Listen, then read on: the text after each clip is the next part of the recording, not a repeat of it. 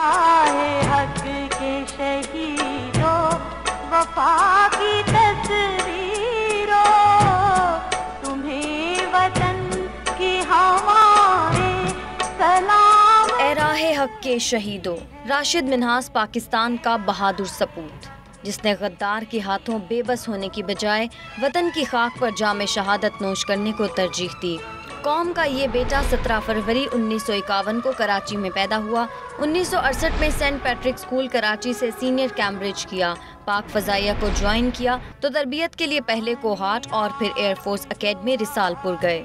20 अगस्त 1971 को जेर तरबियत पायलट की हैसियत से Rashid Minhas T-33 jet trainer को उड़ाने वाले थे। Pilot instructor flight lieutenant Matiur Rahman भी उनके साथ सवार हुआ।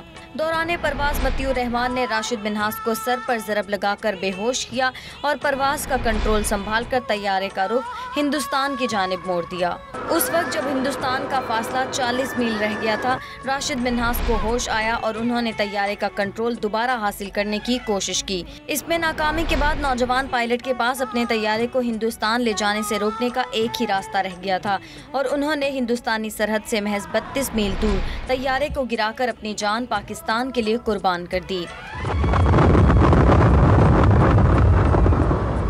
बिलाशुबा इस नौउमर शहीद ने अपनी जान का नजराना देकर मुल्क व कौम की हुर्मत को बचा लिया। इस लाजवाब कारनामे पर राशिद मिन्हास शहीद को निशान हैदर से नवाजा गया।